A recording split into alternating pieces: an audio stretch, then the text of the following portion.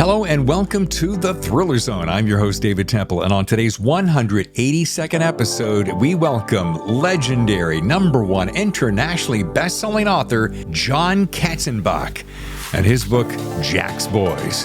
If you like a thriller that keeps you on the edge of your seat, check. Turning page after page, check. And keeps you up way into the night, check. You're going to like Jack's Boys. Let's get into the Thriller Zone with John Katzenbach. Well, I think we are officially warmed up. Welcome to the Thriller Zone, John Katzenbach. It is so nice to have you here. It's my pleasure. Absolutely. Look at this bad boy.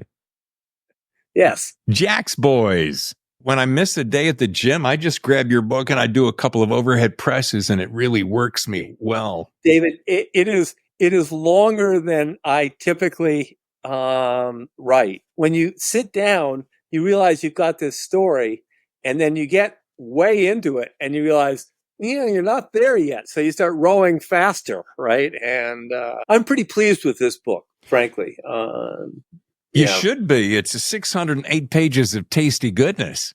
Yeah, well, thank you. Thank you. Really, actually, what you're talking about is the nature of story. Yes. And one of the things that sort of, that especially in the world of thrillers, you worry about is not being complete, and not being sort of psychologically attuned to every character, so that when you get to the end, no one's saying, well, whatever happened to Ralph back there? Right. I really worry about these things far more than anyone should worry about them. Well, I think you make a really interesting point, and I have learned this lately, and it's a phrase that says something to the effect of trust the reader to recall a lot of that stuff. Because I was kind of like, I'm like, well, I need to remind them all along. No, David, you don't need to remind them. They give them credit. They know who's what and where. Frankly, David, most readers are smarter than I at remembering all that stuff. I think that is a testimonial to the sophistication that most thriller readers have. Yeah. About plot, story, and character, which are, the sort of the triumvirate that we're all working under. Yeah. The meat and potatoes of it. Yeah, exactly. We're going to dive into Jack's Boys, of course, but I want to do this. I want to take a little bit of a moment and talk about backstory or prologue, if you will. I mean, let's talk about you. I want to get to know you because I remember your name years ago. I have lost touch with you over the years. I remember, John Katzenbach. Yeah, years ago, like the movies. And then we're going to get to this in a minute. And I'm going to mention a couple of movies, and I'm like, well, I know those movies very well. So it's so funny that I feel like I've known you for, well, one of your movies came out, the 85, a Mean Season, I want to say like 85, 86? Yeah, a little earlier, 82. 82, 81 okay. Or 82. I want to know, you were a criminal court reporter at both the Miami Herald and the News. How did your work there as a reporter influence your eventual fiction writing? I always loved that particular inquiry. Okay. That because I went to newspapers because I wanted to be able to write fiction, but I didn't know anything. Oh. And so I went to newspapers to learn about the world. As a journalist, every day I considered it like going to the theater, because what I would see and what I would hear would register. And in some kind of great psychological Freudian mix of things, you hear things and pull them out later, and install them into the books. The value in all of that is it's immense, because you see people in all forms of good, bad, and evil. That became the template or the undercurrent for just about everything I've written. I so love the way you put that, because you really went to school at the paper to learn the craft that you eventually turn into a real career. Well, my wife often says that I learned everything I needed to know about psychopathology in prep school. but but the fact of the matter is, it's really those days as a newspaper reporter, and starting in New Jersey and then down in Miami. I was in Miami at the world's greatest time to be a reporter. I mean, there were just everything that was crazy and weird and wonderful happened all at once. And heck, I found a dead body once. So I mean, Wait. Stop the yeah. presses. What were you doing and where did you find said body? I was working for the Herald. I had a couple of days off. So I was jogging through our neighborhood in Coral Gables, which is now it's like, as fancy as you can get. Oh yeah. And I'm jogging along, David, and I look into this empty lot, and there is, a body out there. So walked over, and this was at the height of the drug wars, and the guy wearing a leather Porsche jacket, gold, chains around his neck, Rolex on his wrist, and single gunshot wound to the back of the head. I reached down, felt the carotid artery, and it was cold, and so knocked on a neighbor's door and said, "Please call the police." Now, here's the funny part about this story, right? The police showed up, and I'm waiting there by the body for them, and they come up, and the first patrol car comes up, and two guys get out, and they come over, and they say, "Yeah, it's a dead body." This is what in the prosecutor's office in Dade County they used to call felony littering. At that point. And one of the cops looks down at me and says, "Did you see the Rolex?" Yeah. And I said, "Yeah."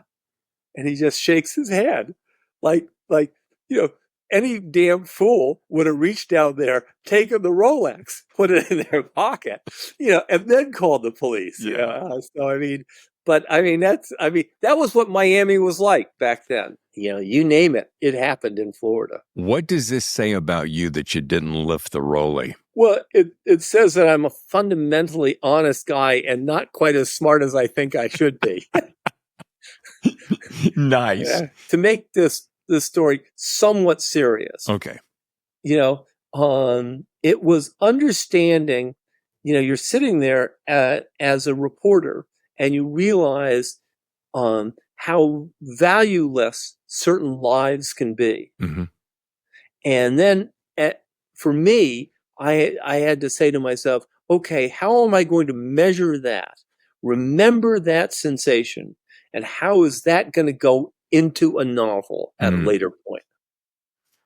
So there's a great correlation between all these things. So that visceral, palpable chill, so to speak, of finding a dead body, you translated into a future story. Can you remember where that story went, where that experience was woven into a story? Can you recall? I think that there are elements of it, and the sort of callousness that I felt for this, dead drug dealer, Mm-hmm. and the cops that showed up and the Rolex. I took that sort of, this where you sort of become a psychopath in that moment. Mm-hmm. And I've installed that in some of in the characters in Jack's Boys. There are some twisted Nellies in there, that's for sure. We're going to drill down on that in just a second. But I got a two-part question, which I'm kind of famous for. How long were you at these two papers, ballparkish, and were you writing fiction on the side while covering the beat, or were you, because I got a pretty good idea that you're working long hours, long days in a week, but did you squirrel away some time where you would, inject some of that data that you were gathering while writing, or did you just kind of go, I just need to get this job done, and then later down the road, I'll start the real writing? I'm glad you asked that. Actually, there's the old saw about every reporter's got a novel in their desk drawer. Yeah. Mine was all in my head. And there reached a point where I realized I'd been a reporter for about 11, 12, 13 years covering all sorts of stuff. And I realized that if I didn't take the time and try to write a novel at that point, that the opportunity might slide past. So I actually I had to get a new apartment. I was with my soon-to-be wife, and we had to get a new apartment. And this guy had this wonderful old Gables apartment in a building that he was intending to tear down eventually. So he said to us, he said, "You guys can have the apartment. Is $140 a month enough?" It was like getting a grant.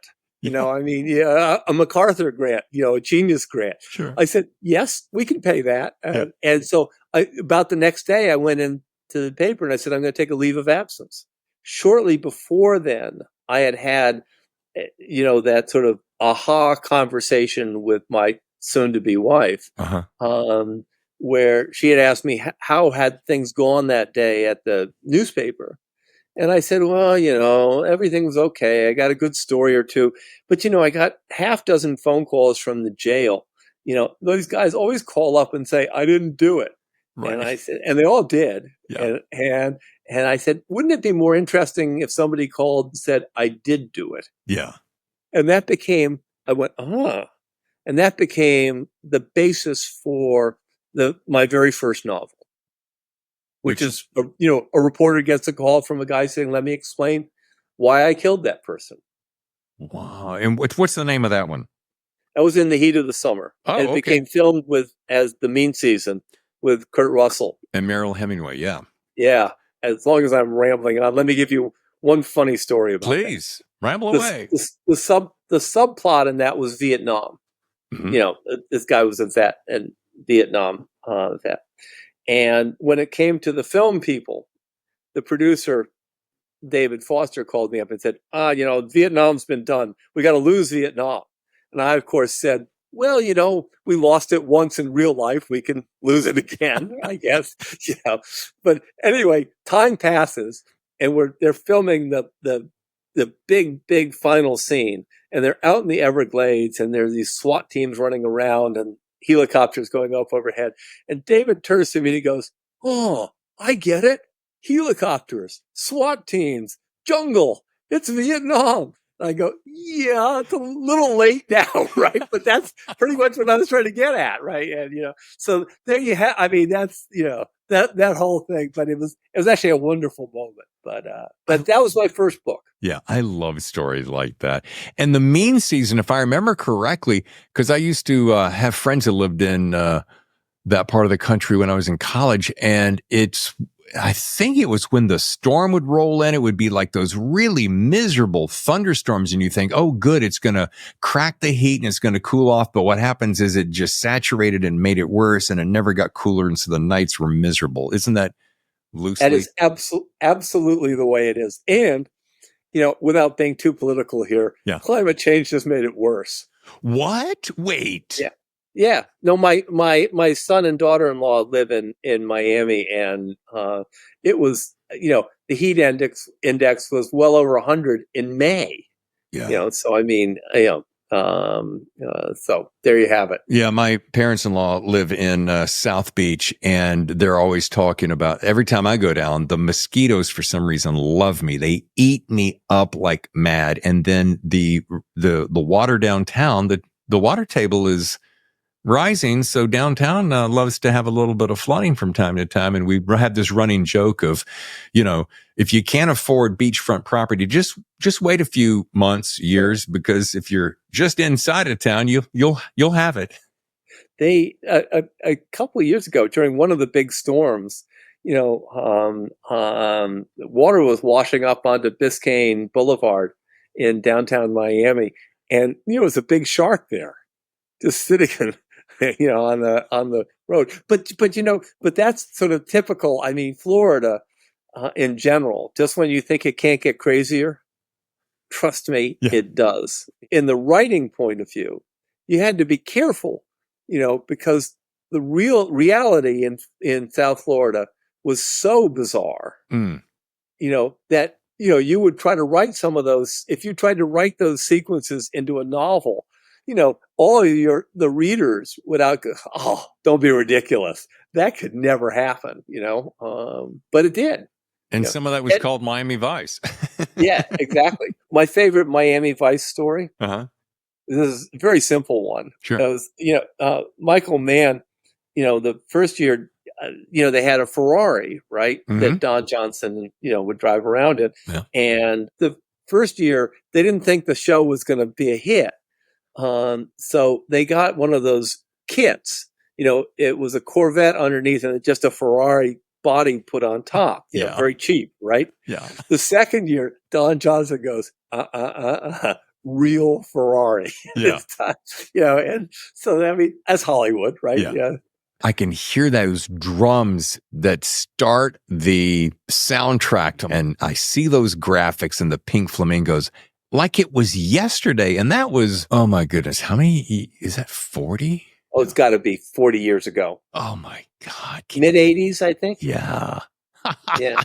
Michael Mann knew a few things about entertainment. Yeah, one of the film, directors and producers that I truly admire. And do you know that after Miami Vice, the first show happened, you could not go into a store in Miami and buy an unreconstructed linen suit anywhere.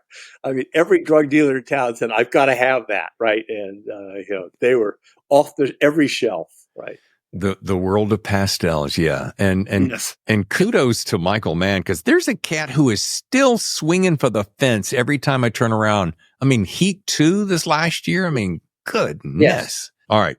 I feel like I'm drifting, but you're so engaging. For folks who don't know what lineage from which you come, I want to ask what it was like growing up in the shadow of your father, as some of us know, former U.S. Attorney General Nicholas Katzenbach. I mean, I was reading about him getting caught up, and boy, talking about a guy who had history. He was like on the front row of history for decades. When you're growing up in a family like that, you're sort of not really aware of it all. Sure. Although if you look behind me, you can see the 1964 Bob Kennedy for Senate, bumper sticker that I found in my father's effects when he, love it.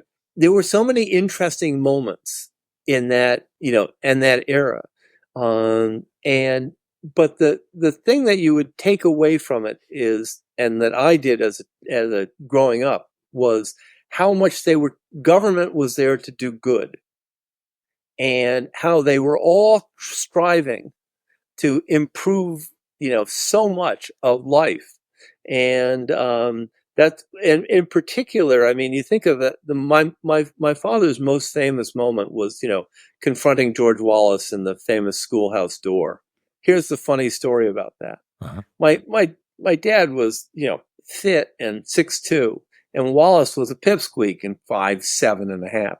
And I said to him, Dad, why didn't you just grab him and, move him out of the way like that? And my father said, well, what you can't see in the pictures is that there were about 4 or 5 6'5" Alabama state troopers right behind him.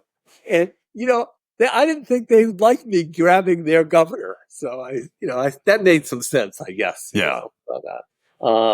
It was the interesting thing about growing up then was there was so much passion involved. Yeah.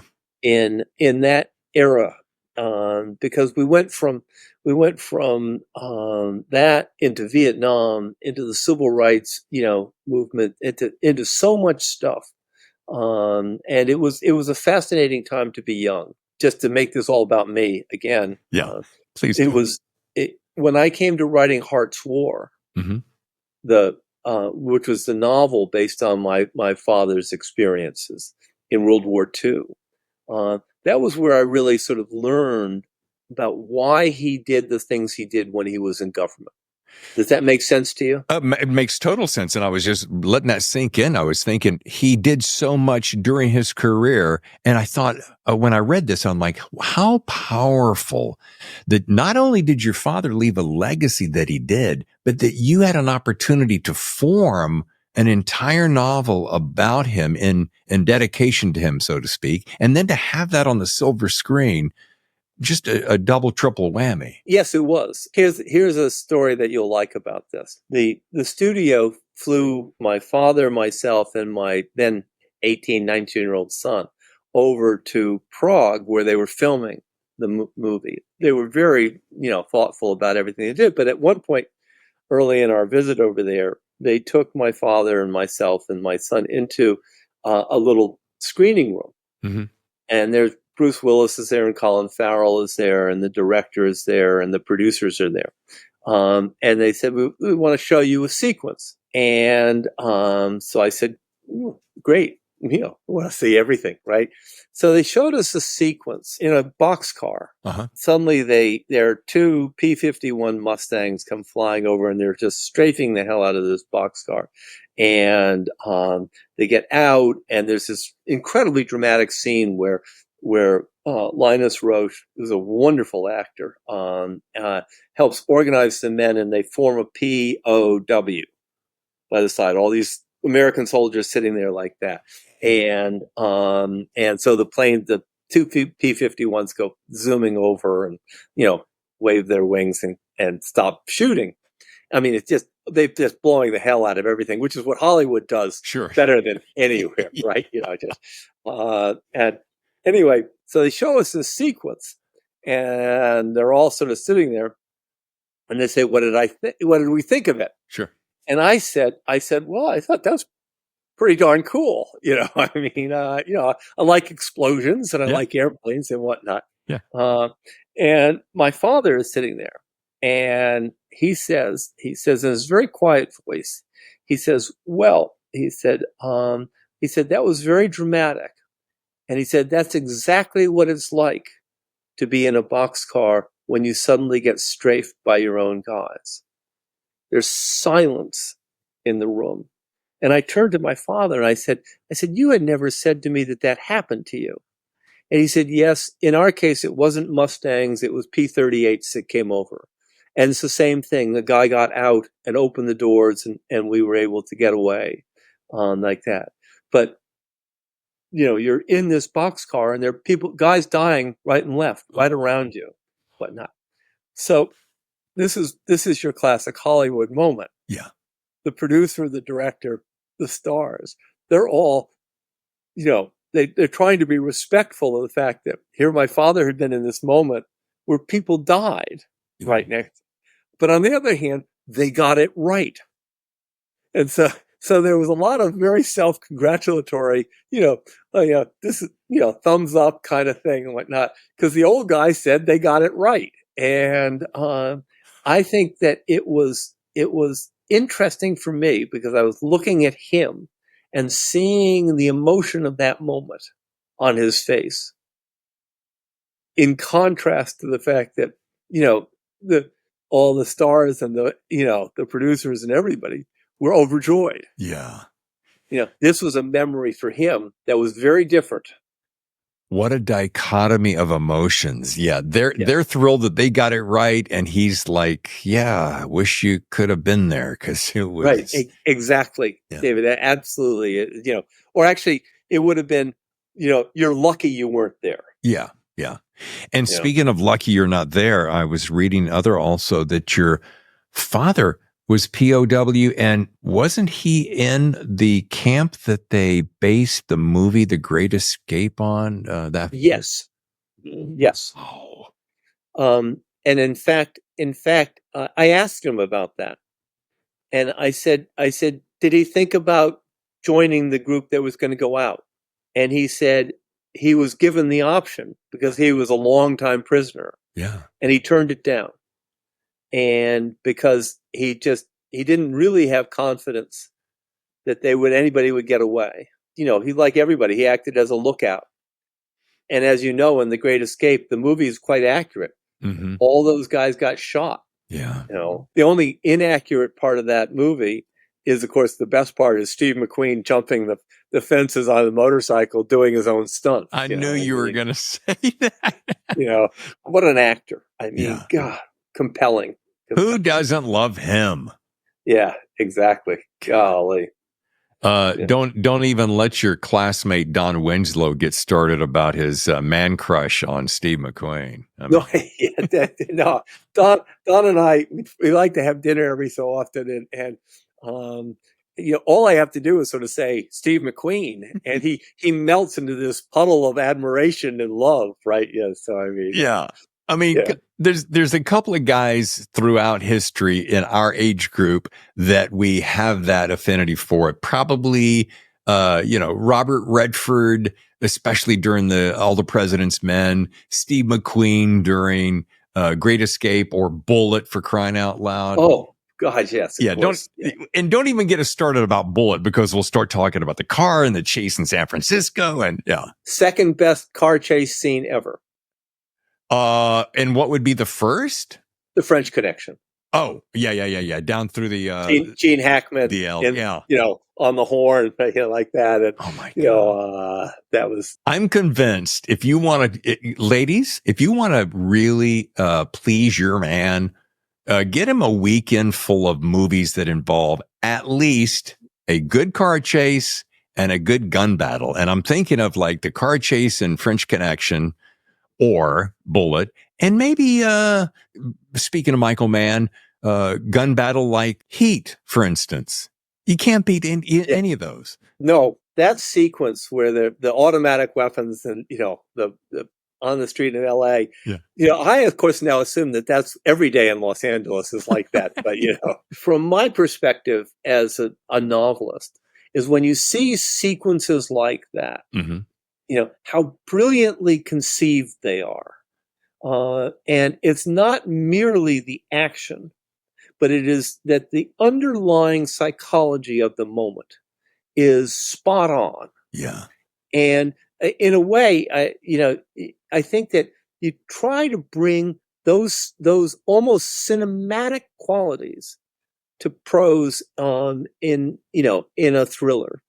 And I think that oftentimes, if you're successful, that, you create the same excitement for people as both a reader or a viewer in a movie. Yeah. Does that make some sense to you? It makes total sense. And while you were saying that, I was 100% with you, but I also was sitting there going, man, think about all those scenes that were reflective of the time and the cause. And I saw a movie not that long ago that I have now seen too many times. And if you haven't seen it and you want to see a good gun battle plus a great story that is intricately woven, it is Den of Thieves. Yes. Boy. Yes. They're at the end when they're locked in a traffic jam and they pull out all their again, psychologically sound. Exactly. Because you're coming up there and you realize that all hell's about to break loose, but everybody around you is totally innocent. Yeah.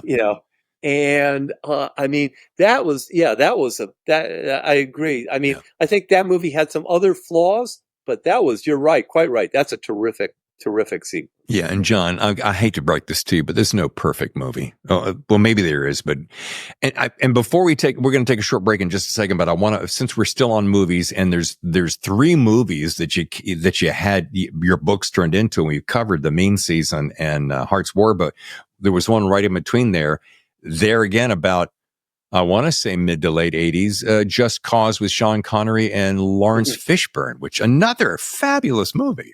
Everybody always mentions Connery and Fishburne, but it's Ed Harris, who plays the Blair Sullivan, the serial killer in prison. His performance, slightly over the top, but unbelievably wonderful. But you know what? I don't mind over the top from Ed Harris because that was such a wicked, cool bad guy. Yes. And this was not, well, I'm thinking of other really good bad guys, but you're right. I apologize for not bringing him up in between Sean and Laurence, but I'm like, Ed, he just ate up the scenery in a good way. The most famous scene where he talks about how powerful he is was virtually taken word for word from the book. Nice. And it was one of the sequences that I was always most proud of. It underscores true evil and a bit of crazy, but also a bit of non-crazy too. In the world of thrillers, and this is true for film and writing, it is about, there is a kind of obligation to accuracy. Yeah. And not accuracy in the way that a journalist sees it, but accuracy in the way that almost that a psychologist sees it. I keep saying that, but that's the you have to hit the right emotional chords, because that's what makes a shootout work. A sense of validity, so that it's real, so it's believable. So the stakes and the premise and the meaning and the heart behind it all. It all has to, you can't just the random shoot 'em up bang bang.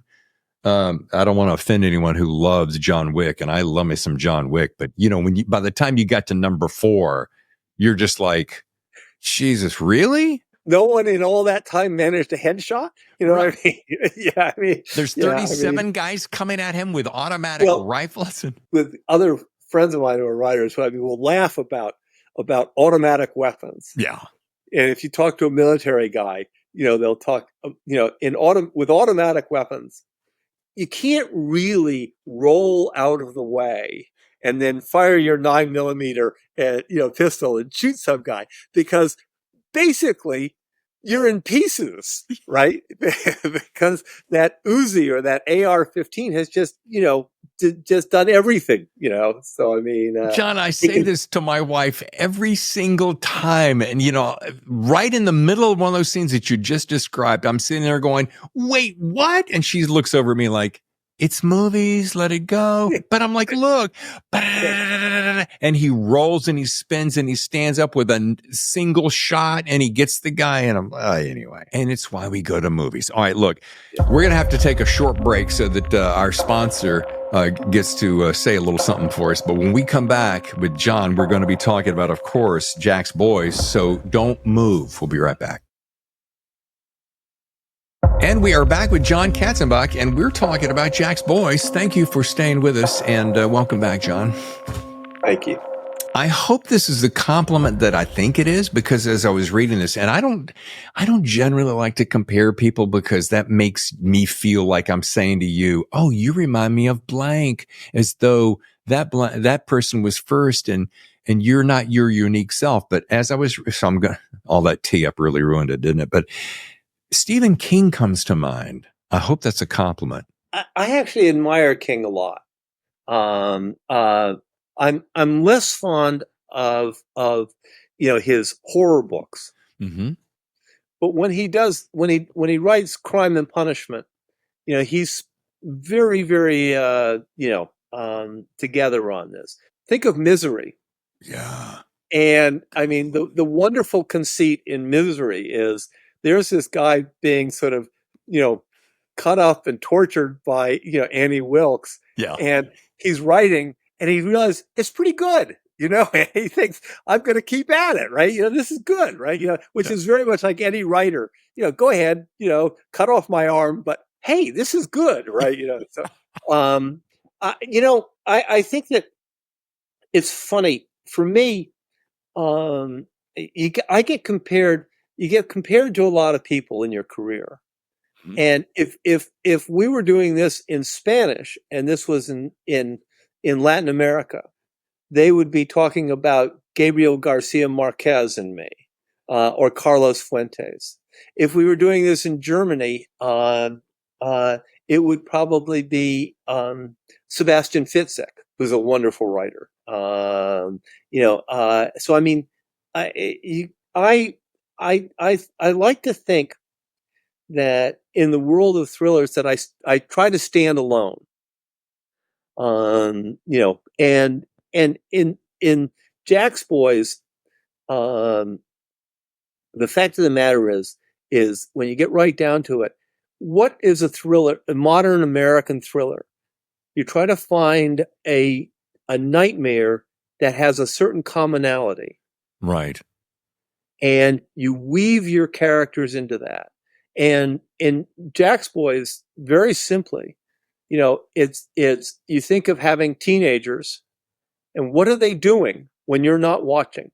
Yeah. And that was the sort of impetus for that book. And, this will really sound sick and twisted, which is my normal state. But when I came up with the idea of the group of serial killers, and then these teenagers that insult them. Yeah.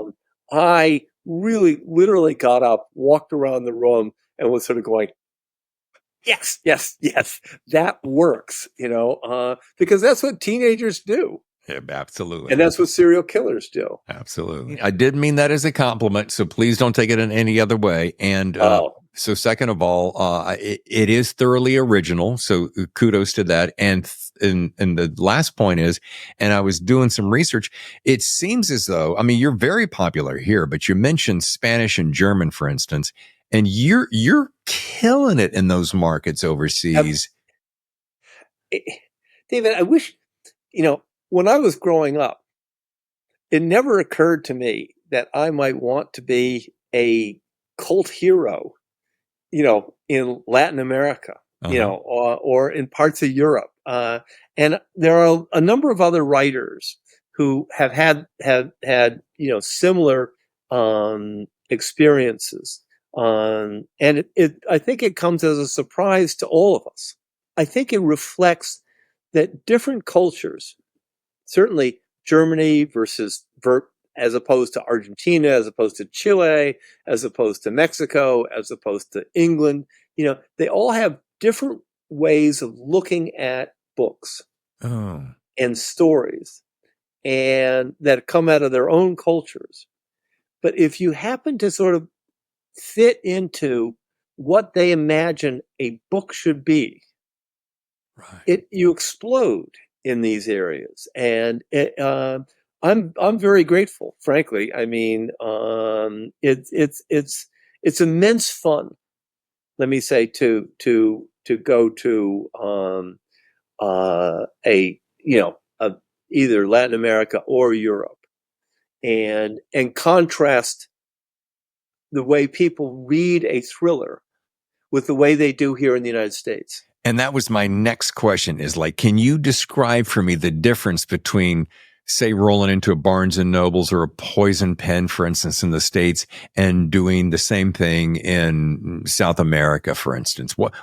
How do the reactions of the audience differ?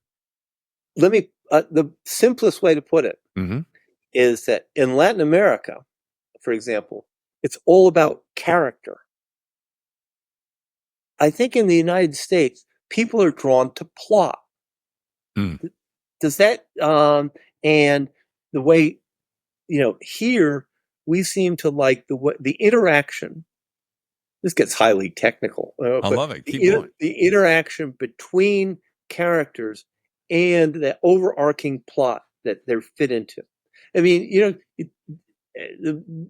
you mentioned Don Winslow. He's a great example of how those characters sort of blend into a plot that is rich with detail. 100%. And I think that is, I find that in Latin America. If I go to Europe, the attitudes are a little different. They're always seem to be interested in the richness of character. They truly want to know, why everybody does something. Let me give you a good example of that. Please do. And it's a wonderful, wonderful book, Smilla's Sense of Snow. Okay. And if you go back to, how Peter Hoag invented that story, it's all about who that person is. And I'm rambling on here. Like that, but it's so, like I say, it's very different. And one of the more interesting things is that you get different questions in every country. Yeah. I bet. Mexico, the questions in Mexico are not going to be the same as Argentina, and they sure as heck aren't going to be the same as Germany. Oh my God, I would love to be a fly on the wall to hear the difference. Cause we get in this little groove in our head. Oh, and it's just kind of systematically the same, but to step Mhm. into a different culture and go, let's look at this story and this whole scene through their Yeah, eyes. Yeah.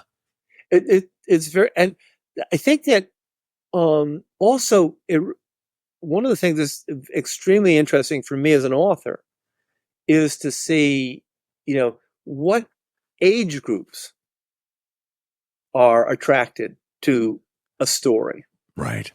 Um, in in um, in Latin America, for example, Jack's Boys, which is already out down there, Mhm. #1 bestseller, and it was.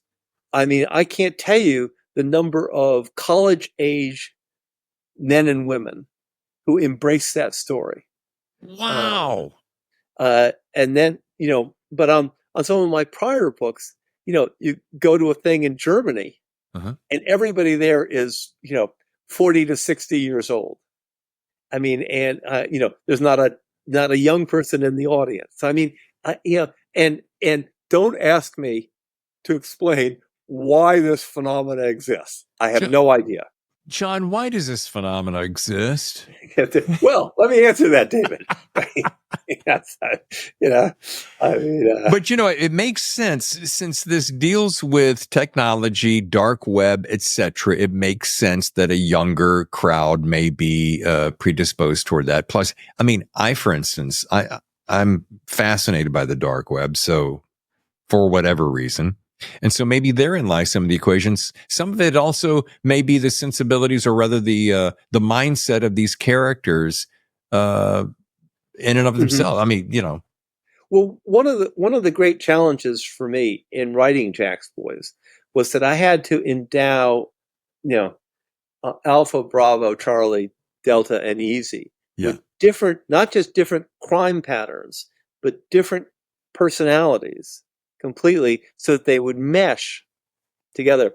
And, when I sort of came up with them, I thought, this is great. And then I realized I had really set myself a profoundly, difficult writing challenge, one that Mhm. I truly, embraced. It was, great fun for me ultimately to do. Um, Well, it was neat too. Like when you're mentioning Charlie, all you got to do is mention Charlie, and I know instantly kind of his mindset and his vernacular and his crime passion. And then you mention Easy, and you instantly kick into like any particular character. So I always love that. And one of the things I was most fascinated with, and for some reason I really loved it, is the not only the ongoing social commentary, but it's the constant film and popular song references. I just love oh, that for some reason. Yeah. well, I'm glad. Thank you. Thank you. I really make an effort to put those in. And apropos of that, I was once giving a speech. I think this was in Bogota, about 600 people in the audience, right? And I at the end, Q&A at the end, I said, wait a second. I said, I want a show of hands here. When I put in a musical reference, who listens to that? And 2/3 of the hands went up. And because, what it does is, or a literary reference, it evokes something for you, a 100%. memory. 100%. And so I really like doing that. I'm about to redo my website, and I'm going to put in I'm going to go back over my books and find and make a playlist of all of the musical references that I put in.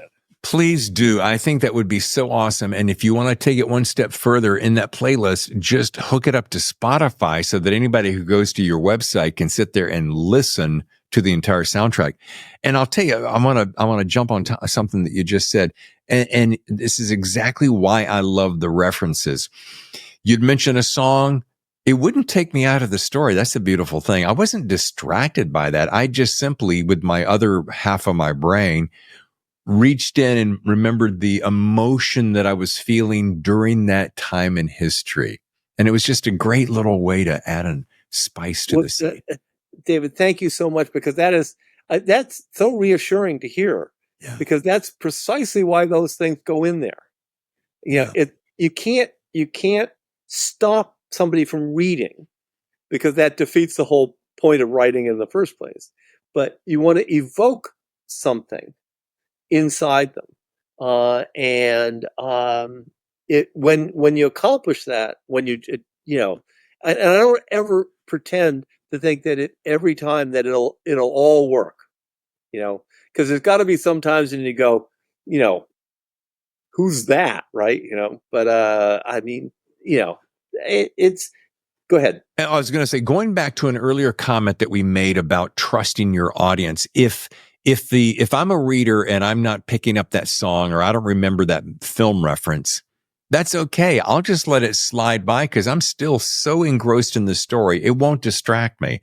However, conversely, as I just said, if all of a sudden it brings up a song, I'm like, oh man, that was high school. I remember my buds and I would sit around and listen to that song, and it gave you that emotion, but you kept going. And the same with the films. Look how you and I have been talking for about 55 minutes, and we've mentioned 3, 4, 5, 6, at least 6 or 7 films. And I bet you dollars to donuts that in that conversation, you pulled something, could have been French Connection or Bullet or whatever. And you remembered the time, you remembered the feel of that era. There's going to be some kind of a visceral clue, a cue that hits you, that you go, oh man. But you're still in the story and you're still moving along. But it's references. It's just David. I think you're 1,000% right on this.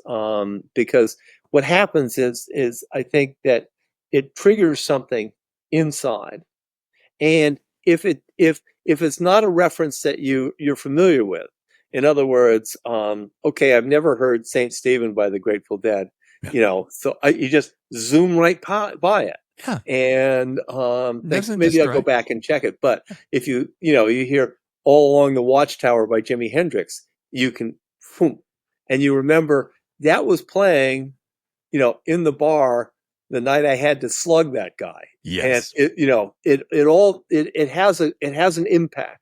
I mean, come on, think about it, John. The things that trigger memories. It's one of the best compliments I can pay you, is the fact that I can enjoy your story. I can be distracted from the everyday that we're all entangled in, but I can be reminded of these songs I haven't thought about for a while, or a movie reference I haven't thought about.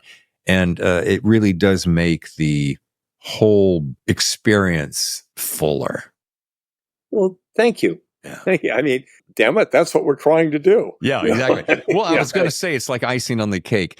I want to ask you this one thing as we start to wrap up, because I know you got plenty of stuff you need to be doing. When you're writing, and specifically in the case of Jack's Boys, is there a message or a meaning or a feeling you hope your readers take away? Or do you find, you know what, I'm just aiming for pure entertainment. So, if you take something away, great. If not, you're just being entertained for 600 pages. That's good too. I mean, it's a difficult question. Good. The fact that, the second part. Okay. If readers don't take anything away and just enjoy the story and whatnot, that's fine. I'm okay with that. Mm-hmm. But the fact of the matter is, yes, I want to make some social commentary. I want to engage people in a world that has some meaning. Mm. And if they dive into that, and that becomes, it speaks to them, I'm even happier. Yeah. So I'm okay with either. I prefer the first, but the second is definitely okay. Very, very emotionally, psychologically difficult question. You should ask that of every damn author that shows up on your show. Consider it done, sir. Yeah. All right. Well, as we start to wrap, I have a standard close that I like to finish with, because so many of my listeners come to me for this. They love hearing authors like you, of your stature. And they love to hear, if I could hear one piece of writing advice from John, this is what they tune in for. If you've lasted this long in the show, I know that you're hanging out to find out this. I mean, and with your, what are we at, 15? This is 15 books now, right? It's some embarrassingly large number, but it's not like my friend Larry Block, who's got 5 zillion, but right. So, I mean, Larry's been at it a long time. Yeah, we could spend a half hour on Larry. I love Laurence Block. Totally admirable. Only piece of advice that I like to, I give many pieces of advice to writers, not the least of which is, are you capable of sitting by yourself alone in a room for a year? With the characters that you've invented. But I think the most important thing that I always say to people is have confidence in your own story. Don't think that the way anyone else would do it is right. You're going to be happier with telling whatever story you want your way, and embrace that and stick with it. Whether you sell 0 copies or, a zillion, you're going to be happier telling the story your own way. Of course, the other thing I always say is you should always read the first chapter of Don Winslow's Savages, because it's perfect. Oh man, I wish it was within arm reach. I have every one of his books, in case you didn't know that. Yeah. And I am with you. Boy, that's one of my all-time favorites. And that first chapter, nothing like it. Right. Nothing like it. No. I remember the first time I read it, and people will go look at it now and think, this is ridiculous. And then I looked at it and I said, no, it's not. Yeah. David, there are so many writers that I admire. Here's the one dirty little secret that I'll add to this conversation. I very rarely now read anything in my own genre. Oh, why is that? I read my friends. Uh-huh. And the guys I really admire. Mm-hmm. But we live in such a litigious world. I just don't want something. I mean, I think there's a lot of really brilliant writing out there. Mm-hmm. And I don't want somebody else's brilliance to creep into my dark soul, and land on a page of a book. Fortunately, I get to read a whole lot of books for this show. And I get what you're saying, and I understand that, and I appreciate it. And then I think I'm going to go back to our mutual pal, Don. And then, and I heard Don said this to me once about an author that he really likes. And that author is, I rearranged my office, so I don't know where I put that book. I can see the title. Richard Rousseau. Thank you. He goes, when I read Rousseau, I go, what am I doing?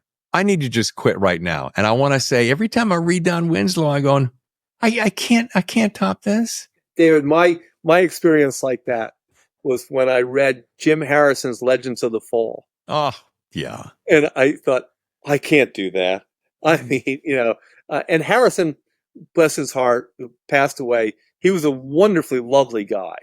Yeah. But I thought, to write that whole book with a whole novella without, hardly any dialogue, or it was so brilliantly done, So I almost gave up. That was when I almost said, wrap it up, get a job writing editorials at a newspaper. But John, let me circle back to a piece of writing advice you just gave me and my listeners. Is write your own story and be happy with that and be good with that. And I think about, I'm reading a book by Rick Rubin.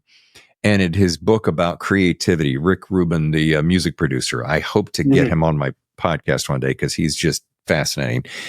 But he said, you want to take the pressure off of yourself? You get all wrapped up in querying and all this stuff. How about just saying, hey, I'm going to write this book for me. I'm going to write it so that I'm happy and I'm pleased. I'm going to treat it almost like a journal entry, which is just for me. And if at the end I'm finished with it and I feel good about it and I pass it off to somebody and they like it, great. But if not, I'm not going to put that pressure on myself. And boy, has that just released something in my brain. David, that's what really, I obviously subscribe to that. Mm-hmm. I just would sort of suggest that that's just a different kind of pressure. Yeah. Well, folks, if you want to learn more, visit johnkatzenbach.com. And of course, the book is Jack's Boys, and it'll come out tomorrow. John, this has been, I cannot express to you how thoroughly enjoyable and how honored I am that you took time to spend it with me. The honor is mine, David, and thoroughly, I thoroughly enjoyed this. And frankly, you only pierced my heart with a couple of questions. So I mean, you made me squirm slightly. I'm good at not indicating that I'm squirming. I know your secret's safe with me. Listen, just the fact that you're a legend in so many ways, and just the fact that you took time to talk to me, I'm very grateful. And your book is fun. It's good. It's unnerving. It's all the things that you want in a thriller and a mystery and a suspense. So I hope you'll come back again sometime soon. Sit down and write another book. Yeah, I mean, it's easy peasy. Only takes a year, right? Exactly. What else have I got to do with my time, right? Yeah. Oh, so good. Thank you again.